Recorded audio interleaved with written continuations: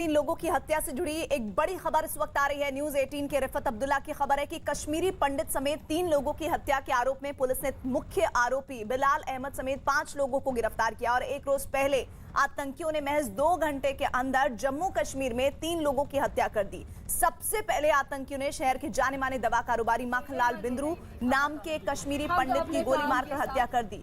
दवा कारोबारी की हत्या के कुछ देर बाद ही आतंकियों ने श्रीनगर के लाल बाजार इलाके में भेलपुरी बेचने वाले वीरेंद्र पासवान नाम के एक आदमी की हत्या कर दी। आतंकी यही नहीं थमे बल्कि बांदीपोरा में भी उन्होंने मोहम्मद शफी नाम के एक आदमी पर गोलियां बरसाई, जिसके बाद में उसकी अस्पताल में मौत हुई। श्रीनगर में पिछले 3 दिनों में आतंकवादी 5 लोगों की हत्याएं कर चुके हैं। तो माखनलाल बिंद्रू की आप तस्वीर देख रहे हैं, जो कल शाम वक्त ये खबर आई थी कि किस तरह से एक बड़े मेडिकल स्टोर के मालिक की इस तरह से हत्या कर दी गई है। आतंकियों की जो कोशिश है वो दहशत फैलाने की और उन स्थानीय लोगों को डराने की है, जिसके तहत वो इस घटनाक्रम को अंजाम दे रहे हैं। लेकिन एक बात तो तय है कि सेना लगातार वहां पर दबिश दे रही है और जल्द ही ये आतंकी भी उनकी जद में हो गया। जम्मू कश्मीर में इन 3 लोगों की हत्या से जुड़ी हुई ये जो बहुत बड़ी खबर है वो आप तक पहुंचा रहे हैं। दरअसल न्यूज 18 के रिफत अब्दुल्ला की पूरी रिपोर्ट है, जहां पर कश्मीरी पंडित समेत 3 लोगों की हत्या के आरोप में पुलिस ने मुख्य आरोपी बिलाल अहमद समेत 5 लोगों को गिरफ्तार किया है। एक रोज पहले आतंकियों ने महज 2 घंटे के अंदर जम्मू कश्मीर में 3 लोगों की हत्या कर दी और सबसे पहले आतंकियों ने शहर के जाने माने दवा कारोबारी माखनलाल बिंद्रू नाम के कश्मीरी पंडित की गोली मारकर हत्या की। दवा कारोबारी की हत्या के कुछ ही देर बाद आतंकियों ने श्रीनगर के लाल बाजार इलाके में भेलपुरी बेचने वाले वीरेंद्र पासवान को टारगेट किया, उनकी भी हत्या हो गई। आतंकी यहीं पर नहीं रुके बल्कि उन्होंने बांदीपोरा का रुख किया और वहां मोहम्मद शफी नाम के एक आदमी पर गोलियां बरसाई हैं, जिसकी अस्पताल में मौत हुई है। श्रीनगर में पिछले 3 दिनों में आतंकवादी 5 लोगों की हत्या कर चुके हैं। एक वर्ग है जो लोकतांत्रिक प्रक्रिया में बाधा डालना चाहता है, कश्मीर में सामान्य हो रहे जनजीवन को अस्त व्यस्त दिखाकर अपनी राजनीतिक रोटी सेकना चाहता है और इन सब के पीछे वे लोग भी जिम्मेदार हैं, महबूबा मुफ्ती जैसे लोग, जो आए दिन भड़काऊ बयानबाजी करके कश्मीर में लोकतांत्रिक प्रक्रिया जो तेजी से आगे बढ़ रही है उसे बाधित करने का प्रयास करते हैं और वो जो फ्रिंज एलिमेंट है जो इंसर्जेंसी को बढ़ावा देता रहा है उसको एकजुट करके अपने वोट बैंक की राजनीति साधने की कोशिश करते हैं। और कश्मीर घाटी में लोगों का खून बहा रहे आतंकियों को कश्मीरी पंडित माखनलाल बिंद्रू की बेटी श्रद्धा बिंद्रू ने आतंकवादियों को खुली चुनौती दी है। एक रोज पहले माखनलाल बिंद्रू की आतंकियों ने गोली मारकर हत्या कर दी थी। तो बिंद्रू की बेटी ने उन्हें चुनौती दी है और जिस तरह लगातार स्थानीय लोगों को टारगेट किया जा रहा है और दहशत फैलाने की कोशिश की जा रही है, ऐसे में उन परिवारों के बीच से बेटियां निकलकर सामने आ रही है और उस बेटी ने चुनौती दी है उन आतंकवादियों को। और इस खुली चुनौती का अर्थ सीधा सीधा ये है कि वो भले ही कितना ही स्थानीय लोगों की हत्याएं करें, उन्हें डराने की कोशिश करें, वहां पर अमन और शांति का पैगाम बढ़ाने की कोशिशें जारी रहेंगी। in my eyes. Why? Because he's a fighter. He'll die like a fighter. He always said, I'll die with my shoes on. But whoever is the person who shot my father dead, mister, come in front of me. You have some education. My father gave me education. And the politicians gave you guns and the stones. You want to fight with guns and the stones? That is all cowardness. All the politicians are using you. Come in front and fight with education. I'm an associate professor. I've started from 0 level. My father started from a bicycle. My brother, he's a famous diabetologist. My mother, she sits on the shop, a female lady. That is what Makhanlal Bindru made us. A Kashmiri Pandit, he will never die. You can just kill the body. And I, being a Hindu, I have read Quran. And Quran says कि ये जो चोला है, ये शरीर का जो चोला है, ये तो बदल जाएगा, लेकिन जो इंसान का स्पिरिट है, उसका जज्बा है, वो कहीं नहीं जाएगा। Makhanlal Bindru will be alive in the spirit. And mister who shot my father dead while he was working, if you have the guts and courage, come in front and have a debate. Have a face-to-face debate with us. Then we'll see what you are. जब एक word भी बोलना नहीं आएगा ना, एह करके ऐसे बैठ जाओगे ना, तब समझ आएगा सिर्फ पत्थर ही मार सकते हो और पीछे से गोलियां ही चला सकते हो तुम लोग। क्या करोगे? एक शरीर उड़ा दिया ना तुमने, उस शरीर ने जिनको पैदा किया है ना, वो मैं हूं, ये हूं मैं, मेरे बाप की बेटी। आजा सामने। उन्होंने कश्मीर की बहुत खिदमत की, सबको ये याद रखना चाहिए, हिंदू मुस्लिम सब की उन्होंने खिदमत मिलके की। 30 साल 40 साल एक ही जगह पे खड़े रहे, दवाइयों को कैसे अरेंज किया, जो शॉर्टेज थी कहीं नहीं मिलती थी वो एक वक्त था। आज तो बहुत फार्मेसीज़ हैं जो बहुत लिमिटेड फार्मेसीज थी, और दवाई बाहर से स्पेशली इम्पोर्टेड दवाइयाँ मंगाना बहुत मुश्किल होता था। कैसे वो अरेंज करते थे मुझे पता है, और ये नहीं देखते थे कि पैसे कमाए या नहीं कमाए, तो हम यही कहते थे कि काम करते करते मरना चाहता हूँ। बट हाँ, दुख होता है, unfortunate, sudden, all of a sudden. और हम सीधे रुक कर लेते हैं कश्मीर का। हमारे साथ हमारे सहयोगी लगातार बने हुए हैं श्रीनगर से लाइव, रिफत अब्दुल्ला। रिफत, सबसे पहले मैं आपसे कोई भी जानकारी लूं, श्रद्धा बिंद्रू को सैल्यूट है और ऐसे ही कश्मीरियत को जिंदा रखे हुए हैं, इसमें कोई दो राय नहीं है। और जो उनके लफ्ज थे उनको मैं यहाँ दोहराना चाहती हूँ। उन्होंने कहा चोला बदल जाएगा, जज्बा नहीं बदलेगा, और यही बात इन आतंकियों को समझ में आ जानी चाहिए। देखिए, जिस तरीके से उन्होंने बड़ा इमोशनल स्टेटमेंट दे दिया मीडिया से बात करते हुए, उन्होंने यही कहा कि उन्होंने शरीर को मारा है लेकिन जो जज्बा है वो उनके पास बरकरार है, और वो बेटी है मक्खन लाल बिंद्रू की। और साथ ही जिस तरीके से उनके बेटे ने ये कहा कि जो मक्खन लाल बिंद्रू थे उन्होंने मुश्किल हालात में भी लोगों के लिए अवेलेबिलिटी रखी, दवाई रखी, और ये सच है कि ये बहुत बड़ी शॉप थी, और साथ ही अवेलेबिलिटी हर मेडिसिन की रहती थी। और अगर कोई लास्ट शॉप होता था मेडिसिन के लिए तो वो नाम होता था बिंद्रू। जब कहीं दवाई नहीं मिलती थी किसी भी डिस्ट्रिक्ट में, तो कहते थे कि अवेलेबिलिटी अगर किसी दवाई की होगी तो वो सिर्फ मक्खनलाल बिंद्रू के पास होगी। जिस तरीके से इनके बेटे ने ये कहा, देखिए ये सिर्फ पैसा कमाने की बात नहीं थी, बल्कि अवेलेबिलिटी रख के लोगों की हेल्प करते थे वो। तो ये आज यही वजह है कि मैक्सिमम लोगों ने इस किलिंग को कंडेम किया। हालांकि कल जो है 2 घंटे में 3 लोगों की हत्या की गई। एक जो बिहार से उसका ताल्लुक था, वो गोलगप्पे बेचता था, बेलपूरी बेचता था रोड साइड पे लाल बाजार इलाके में, और साथ ही एक और सोमू स्टैंड में काम करने वाला एक शख्स था मोहम्मद शफी, हाजिन बांडीपोरा से उसका ताल्लुक था। उसके घर उसको हमला किया गया और उसकी भी मौत हुई, और पिछले 3 दिनों में 5 लोगों की हत्या की गई। और जैसा मैं पहले भी कह रहा था, टारगेट किलिंग्स बढ़ गई, जो बहुत बड़ी चिंता की बात है, बहुत बड़ा ये है। हालांकि ऐसा होता था कि मिलिटेंट कोई अटैक करते थे सिक्योरिटी फोर्सेस पे, वहां पे सिविलियन की कहीं पे मौत होती थी, लेकिन अब देखने को मिल रहा है कि टारगेट किलिंग्स की जा रही हैं, जो एक कंसर्न है। हालांकि इससे पहले काफी सारी टारगेट किलिंग्स यहाँ पे हुई, उसमें पुलिस वालों की टारगेट किलिंग्स हुई, बीजेपी के काफी वर्कर्स जो है वो मार दिए गए, बाकी पॉलिटिशियन जो है मारे गए। हालांकि 89 से लेकर अब तक ये सिलसिला लगातार जारी है। जब 89 में मिलिटेंसी यहाँ पे शुरू हुई तो नेशनल कॉन्फ्रेंस के काफी सारे वर्कर और लीडर मार दिए गए, उसके बाद कांग्रेस के लीडर भी काफी सारे उनकी हत्या कर दी गई। तो ये सिलसिला कोई नया नहीं है, लेकिन हमने रिसेंट टाइम्स में देखा कि कुछ सिविलियंस की जो है किलिंग्स की जा रही है, खास तौर से श्रीनगर, नॉर्थ कश्मीर और साउथ कश्मीर में।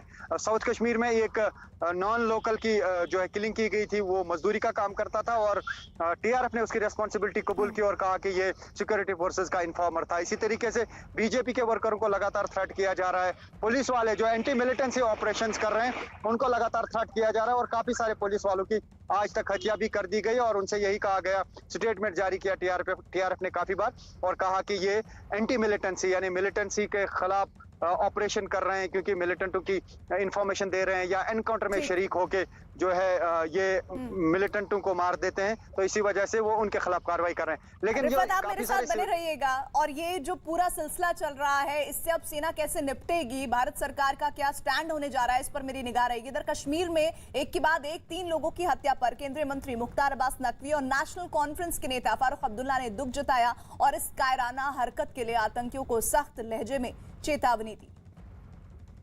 इस तरह की जो कायराना हरकतें हैं, उससे अगर कुछ आतंकवादी या आतंकवादियों के आका ये समझते हैं कि जम्मू कश्मीर के विकास और जम्मू कश्मीर में जो विश्वास का माहौल बना है उसको कमज़ोर होगा, बिल्कुल नहीं होगा। और इस तरह की जो लोग भी हरकतें कर रहे हैं उनको सख्त सज़ा हमारे सुरक्षा बल दे रहे हैं और आगे भी देंगे, इस बात को वो अच्छी तरह से जानते हैं। आज इस दुनिया में छोड़ गया है, उसको हमारे शैतानों ने उसे मार डाला है। अपनी पार्टी के अध्यक्ष अल्ताफ बुखारी ने भी कश्मीरी पंडित माखनलाल बिंद्रू की हत्या पर दुख जताया। हमारा सर शर्म से झुक रहा है, आज शर्म आ रही है, क्या हम इसी जगह से हैं। बहुत शर्म की बात है, बहुत शर्म की बात है। इंसानियत का लॉस है, इंसानियत का लॉस है, बहुत इंसानियत का लॉस है। इस आदमी ने जो खिदमत पिछले 40 साल हम लोगों की है, क्या कह सकता हूँ, शर्मिंदा हूँ और क्या कह सकता हूँ। और श्रीनगर में कश्मीरी पंडित माखनलाल बिंद्रू की हत्या के विरोध में शिवसेना के कार्यकर्ताओं ने जम्मू में सड़क पर पाकिस्तान के खिलाफ प्रदर्शन किया और इस दौरान प्रदर्शन में शामिल लोग शिवसेना के कार्यकर्ताओं ने पाकिस्तान के खिलाफ नारेबाजी भी की। शिवसेना की तरफ डोगरा फ्रंट के कार्यकर्ताओं ने भी सड़क पर उतरकर उन्हीं की तरह पाकिस्तान के खिलाफ प्रदर्शन और नारेबाजी की। तो ये तस्वीरें आपको हम दिखा रहे हैं किस तरह से राजनीतिक दलों में भी गुस्सा है और गुस्सा लाजमी भी है। श्रीनगर में कश्मीरी पंडित माखनलाल बिंद्रू की हत्या के विरोध में 2 तस्वीरें आपको दिखा रहे हैं, शिवसेना का प्रदर्शन और डोगरा फ्रंट का प्रदर्शन हुआ है। कार्यकर्ताओं ने जम्मू में सड़क पर पाकिस्तान के खिलाफ प्रदर्शन किया और इस दौरान प्रदर्शन में शामिल लोग शिवसेना के कार्यकर्ताओं ने पाकिस्तान के खिलाफ नारेबाजी की है। शिवसेना की ही तरह डोगरा फ्रंट के कार्यकर्ताओं ने भी सड़क पर उतरकर प्रोटेस्ट किया है, पाकिस्तान के खिलाफ नारेबाजी की है।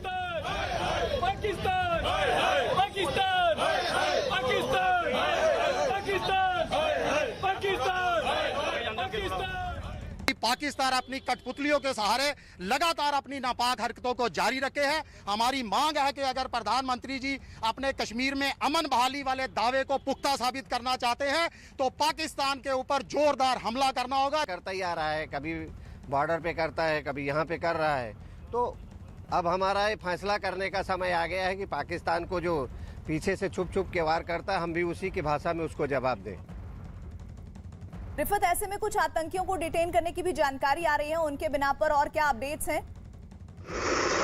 देखिए, यह जो मामला हुआ किलिंग्स का, उसके बाद फौरन पुलिस जो है हरकत में आई। मामले की इन्वेस्टिगेशन लगातार चल रही है, लेकिन 5 लोगों को फिलहाल शक की बुनियाद पे गिरफ्तार किया गया। उसमें से एक बताया जा रहा है कि प्राइम सस्पेक्ट है, जिसकी पूछताछ की जा रही है, अभी क्वेश्चनिंग की जा रही है। शायद और कुछ अरेस्ट जो है वो हो सकती हैं और पता लगाया जाएगा कि एक्चुअली किन लोगों ने ये हत्या की है, क्योंकि जिस तरीके से एक के बाद 3 जो है अलग अलग जगहों पे हत्याएं हुई। हालांकि श्रीनगर से बांडीपोरा या हाजन बहुत दूर है, तो ये कहा जा सकता है कि हाजन में जो किलिंग हुई वो एक सेपरेट इंसिडेंट हो सकता है, लेकिन श्रीनगर में शायद 2 जो किलिंग्स हुई, शायद उनको लिंक किया जा सकता है कि एक जगह पे हमला हुआ और दूसरी जगह पे, या तो जो यहाँ पे 2 लोग बताए जा रहे हैं आए थे जिन्होंने इस ML बिंद्रू की हत्या की, वही शायद लाल बाजार में भी गए होंगे और उन्होंने वहां उस आउटसाइडर जो वेंडर था, जो गोलगप्पे बेच रहा था, उसकी हत्या की। हो सकता है ये लिंक्ड हो, लेकिन बांडीपोरा वाली किलिंग जो है उस मामले की भी तहकीकात की जा रही है।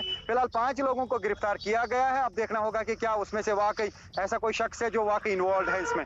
ठीक, आती हूँ मैं आपके पास। कश्मीरी पंडित माखनलाल बिंद्रू की हत्या के बाद जम्मू शहर में कश्मीरी पंडितों ने भी पाकिस्तान के खिलाफ मोर्चा खोल दिया। पाकिस्तान का विरोध जताने के लिए प्रदर्शन कर रहे लोग हाथों में नारे लिखी तख्तियां लेकर दिखाई दिए। इस विरोध प्रदर्शन में बड़ी संख्या में महिलाएं भी शामिल थीं। जुल्म की चक्की में संघर्ष हमारा नारा है, जिस कश्मीर को खून से सींचा वो कश्मीर हमारा है। कि जितने भी माइनॉरिटीज कश्मीर वैली के अंदर है, चाहे वो बिहार के लोग हैं, यूपी से हैं, राजस्थान से हैं, या माइनॉरिटी कश्मीरी पंडित नौजवान जिन्होंने 2010 में एक इनिशिएटिव किया कि हम कश्मीर जाएंगे, आज आप उनके जिम्मेदारी ले लीजिए, कहीं उनके साथ भी ऐसा ना बने। अगर कुछ भी उनके साथ अनटूवर्ड हुआ, उसकी जिम्मेदारी सरकारों की होगी। रिफत, कश्मीरी पंडित एक बड़ा संदेश दे रहे हैं कि आप भले ही हमारे परिवार के लोगों की जान ले ले, लेकिन हमारा जज्बा कम नहीं होगा। ऐसे में सेना और भारत सरकार की तरफ से इस पूरे घटनाक्रम को किस तरह से देखा जा रहा है और करारा जवाब किस तरह से दिया जाएगा? प्रीति, मैं आपको बता दूं, जहां तक कश्मीरी पंडितों की बात है, आपको मालूम है कि रिहेबिलिटेशन के लिए काफी सारी पॉलिसीज बनाई गई और ये कहा गया कि कश्मीर में इनको रिहेबिलिटेट किया जाएगा और सरकार बार बार कह रही थी कि इनको वापस यहाँ पे बसाया जाएगा। और हाल ही में हमने देखा कि सरकार बहुत एनफोर्स कर रही थी इस चीज पे कि अगर किसी भी कश्मीरी पंडित की प्रॉपर्टी यहाँ पे किसी ने हड़प की है या उस पे कब्जा कब्जा किया है या एनक्रोचमेंट की है उसको हटा दिया जाएगा। और लगातार एक पोर्टल भी बनाया था लेफ्टिनेंट गवर्नर मनोज सिन्हा ने, और उस पोर्टल में कोई भी अपनी शिकायत कश्मीरी पंडित रजिस्टर कर सकता था जमीन या मकान से मुतालिक कि कहीं किसी ने उसके मकान पे या जमीन पे कब्जा तो नहीं किया। अगर किया है तो सरकार को वाज़ेह हिदायत दिए गए थे डिप्टी कमिश्नर्स को कि वो फौरन कब्जा हटाएं, और कुछ जगहों पे कब्जा हटाया भी गया। तो ऐसे में जो कल की किलिंग है तो जरूर कश्मीरी पंडितों में इस चीज से खौफ होगा। तो ये देखना होगा कि क्या उस सिलसिले में ये किलिंग जो की गई है, ये हत्या की गई है, क्या इसको उसके साथ रिलेट किया जाए कि कश्मीरी पंडितों को डर लगे, वो यहाँ ना आए, या कोई जमीन यहाँ पे जो है रिट्रीव ना कर पाए, वो देखना होगा। वो पुलिस इस मामले की तहकीकात करेगी कि आखिर आप ये जो बात कह रहे हैं बहुत अहम है, इस पर मैं आगे आपसे जुड़ूंगी और गृह मंत्री के दौरे पर भी क्या जानकारियां मिल रही हैं उस पर भी बात करूंगी। इधर आतंकियों की इस कायराना करतूत पर जम्मू कश्मीर के उपराज्यपाल मनोज सिन्हा के ऑफिस की तरफ से किए गए ट्वीट में लिखा गया है, आतंकियों ने वीरेंद्र पासवान और मोहम्मद शफी लोन की हत्या की। मैं इस हत्या की कड़ी निंदा करता हूं।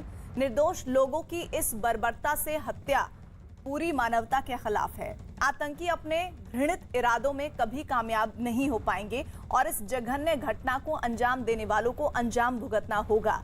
दुख की इस घड़ी में मेरी संवेदना पीड़ित परिवार के साथ है। और श्रीनगर में दवा की दुकान चलाने वाले कश्मीरी पंडित माखनलाल बिंद्रू की हत्या के बाद नेशनल कॉन्फ्रेंस के नेता उमर अब्दुल्ला ने ट्वीट किया और लिखा है, ये दिल दहला देने वाली खबर है। वो एक बहुत अच्छे इंसान थे। मुझे बताया गया कि आतंकियों से डरकर वो कभी भागे नहीं और अपनी दुकान हमेशा खोलते रहे। मैं इस हत्या की कड़ी निंदा करता हूं और पीड़ित परिवार के प्रति मेरी संवेदना है। ईश्वर उनकी आत्मा को शांति दे। और इधर बीजेपी ने दावा किया कि कश्मीर में हालात सुधरने से आतंकी बौखलाए हुए हैं और आम लोगों को टारगेट किया जा रहा है। आतंकवाद का बहुत ही घिनौना चेहरा है। एक आम निहत्थे और बेगुनाह आदमी को मारना किसी मजहब या किसी जात में इसकी इजाज़त नहीं है। बिंद्रू जैसा इंसान जो बहुत ही शरीफुल नफ्स और साबिर इंसान था, तो उसका मकसद ये है कि जो कश्मीर में उसका सपोर्ट आज तक चल रहा था वो सपोर्ट खत्म हो गया। अब पाकिस्तान कहीं ना कहीं किसी न किसी तरीके से, चाहे ड्रग्स की सूरत में, चाहे गैंगवार की सूरत में, चाहे मिलिटेंसी की सूरत में, यहाँ के नौजवानों पर एरेंजेस निकल रहा है। मैं कड़ी लफ्ज़ों में इसकी मजम्मत करता हूँ। चाहे बिंद्रू हो, चाहे जो नॉन लोकल एक बेलपुरी वाला जो अपनी फैमिली के लिए यहाँ रोजी रोटी कमाने आया था उसको मार डालना, या चाहे बांडीपुरा में जो वाक़ा हो, इंसानियत इसकी इजाज़त नहीं देता, कोई मज़हब नहीं देता। ये दरिंदे हैं और दरिंदे ही ऐसा कर सकते हैं। फ्रस्ट्रेशन है ये पाकिस्तान की और पाकिस्तान के भाड़े के टट्टुओं की। पहली बात तो ये है क्योंकि जिस तरह से सिचुएशन कश्मीर में इम्प्रूव हो रही है, पिछले 1 महीने से मैं भी कश्मीर में ही था, जिस तरह से हर जगह पर आप देखें एक शांति है, हर जगह पर जो है डेवलपमेंट शुरू हो रही है, ये फ्रस्ट्रेशन है इन पाकिस्तान की, क्योंकि उनको लग रहा है जो एजेंडा जो उनका है वो अब ख़त्म होता नज़र आ रहा है, उनको वो पूरा नहीं हो पा रहा है। इसी कारण एक मासूम उन बिंद्रू साहब को उन्होंने टारगेट किया। कितने इनह्यूमन हैं ये लोग, आज उन्हें मौत की घाट उतार दिया। लेकिन एक चीज़ मैं आपको श्योर कर सकता हूँ अपनी तरफ से कि बहुत जल्दी एक गोली इनके सीने में भी उतार दी जाएगी और ये बदला लिया जाएगा।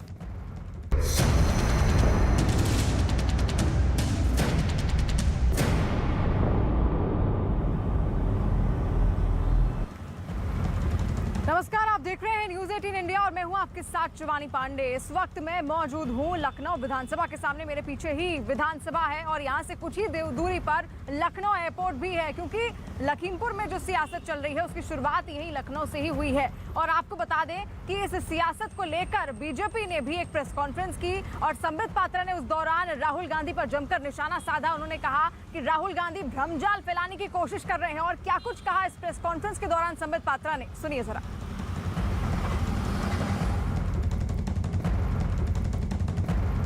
राहुल गांधी जी ने पोस्टमार्टम के ऊपर सवाल उठा दिए। आज मैं इस मंच से पूछना चाहता हूं, is mister Rahul Gandhi a medical expert? वो फॉरेंसिक मेडिकल एक्सपर्ट है क्या Rahul Gandhi? Did he conduct the postmortem? तो पोस्टमार्टम पे अगर किसी ने सवाल नहीं उठाए, किसी ने इस पर उंगली नहीं उठाई, तो who is mister Rahul Gandhi to question the expert bodies opinion? एक एक्सपर्ट बॉडी है जिन्होंने इसी विषय पे अध्ययन किया हुआ है, पढ़े लिखे लोग हैं, वो डॉक्टर हैं। उन्होंने अपने कंक्लूजन को दिया है एक साइंटिफिक प्रोसेस के बाद। उस विषय पर भ्रम फैला देना और कहीं ना कहीं इस विषय पे एक अशांत वातावरण बन जाए, उसके लिए प्रयास करना, यह आज स्पष्ट रूप से राहुल गांधी जी के प्रेस कॉन्फ्रेंस से दिख रहा था। राहुल गांधी जी ने पुनः वही किया जो राहुल गांधी हर बार करते हैं, गैर जिम्मेदाराना रवैया, irresponsibility. Irresponsibility has become the second name of mister Rahul Gandhi. गैर जिम्मेदाराना रवैया, अधैर्यपूर्ण रवैया, अशांति को भंग करना और भ्रम फैलाना, यही राहुल गांधी जी का मुख्य ध्येय और मुख्य उद्देश्य रह गया है।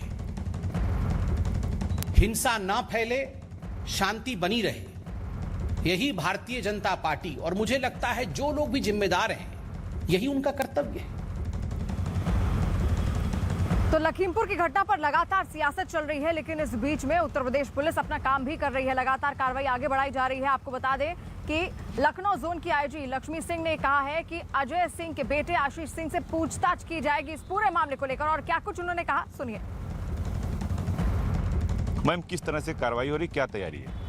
हमने पूरे लखीमपुर डिस्ट्रिक्ट को जोन और सेक्टर्स में बांटा हुआ है और अधिकारियों की और फोर्स की तैनाती की गई है। 7 कंपनी RAF, SSB और PAC की कंपनियां मिलाकर यहाँ पे इस समय ज़िले में मौजूद हैं। लगभग हमारे पास इस समय बाहर से भी DGP हेडक्वार्टर से हमें ऑफिसर्स मिले हैं जिनको DD और उनका सेक्टर एरिया बांट दिया गया है।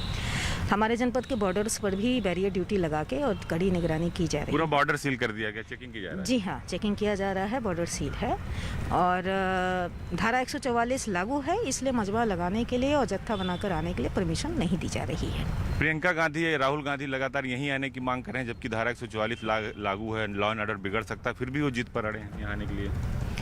देखिए, इस पर मैं कोई कमेंट नहीं कर सकती हूँ, लेकिन अगर आज उन्हें अलाउ किया जाता है तो उस पर निर्णय सक्षम अथॉरिटी द्वारा ही लिया जा पाएगा। मैम, डिनाई कर दिया गया उनको आने के लिए, परमिशन नहीं दी गवर्नमेंट ने। हम अपनी कानून व्यवस्था की स्थिति को अक्षुण्ण बनाकर रखेंगे और कोशिश करेंगे कि हर चीज़ शांतिपूर्ण ढंग से निपट जाए। कल आपने SIT बनाई, FIR कितने दर्ज हैं और क्या SIT कर रही है, बता दीजिए। ये SIT नहीं है, 2 FIR इसमें दर्ज हैं।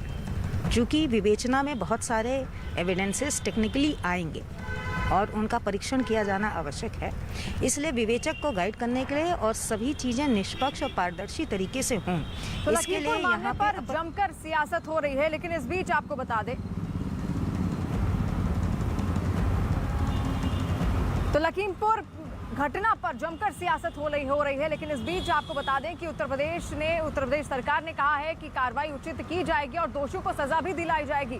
इस बीच उत्तर प्रदेश सरकार के प्रवक्ता सिद्धार्थ नाथ सिंह ने राहुल गांधी और प्रियंका गांधी पर जमकर निशाना साधा। उन दोनों पर उन्होंने राजनीति करने का आरोप लगाया और इस दौरान क्या कुछ कहा, ये भी सुनिए। ये विपक्ष के लोग और विशेष रूप से कांग्रेस के दोनों भाई बहन उछल रहे हैं। आप वहां पे जाना चाहते हो, परिवार से मिलना चाहते हो, कहते हो कि उन लोग नाखुश हैं। अरे, किसान यूनियन के एक नेता ने स्वयं आकर जॉइंट PC करी और वो समझौता हुआ है। उस समझौते से सब लोग वहां के खुश हैं और वहां पे एक शांति का माहौल आ रहा है। लेकिन आप लोगों को वीडियो बना बना के चढ़ाने की आदत हो गई है। आज कांग्रेस के नंबर 1 परिवार के एक और युवराज को जोश आया कि बहन तो है ही है, मैं कहाँ हूँ, तो मैं कहाँ हूँ तो इसलिए मैं भी हूँ ना। उन्होंने कहा हम भी पर्यटन पे निकल लें। तो लखीमपुर में लगातार सियासी खिचड़ी पक रही है और तमाम राजनेता जो है वो वहां जाने की कोशिश कर रहे हैं। लेकिन इस बीच लखीमपुर में अब तक क्या कुछ हुआ है, इसकी पूरी जानकारी दी है ये उत्तर प्रदेश के ADG law and order Prashant Kumar ने। सुनिए उन्होंने क्या कुछ कहा। 3 अक्टूबर को एक दुर्भाग्यपूर्ण घटना घटी जिसमें कुल 8 लोगों की मृत्यु हुई। दोनों पक्षों की तरफ से अभियोग उचित धाराओं में दर्ज कराए गए। जो भी पक्षों ने लिख के दिया उस पे स्थानीय तिकोनिया थाने पे अपराध पंजीकृत कराया गया तथा शासन के द्वारा एक हाई पावर्ड कमेटी स्थानीय अधिकारियों के अलावा भेजी गई जो वहाँ पर किसान बंधुओं से बातचीत करके जो भी उनकी डिमांड्स थी उनको माना गया और एक समझौते के तहत जो मृतक लोग थे उनके परिजनों को 45 लाख रुपए तथा घायलों के लिए 8 लाख रुपए तथा एक व्यक्ति को योग्यता के अनुसार वहां नौकरी दी गई तथा पूरे प्रकरण की जुडिशियल जांच के आदेश दिए गए। और राहुल गांधी जिस तरीके से उन्होंने अपना रवैया अपनाया हुआ है उसको लेकर टीएमसी ने भी जबरदस्त पलटवार किया है राहुल गांधी के ऊपर। क्या कुछ कहा है टीएमसी ने, किस तरीके से निशाना बनाया है राहुल गांधी को, सुनिए।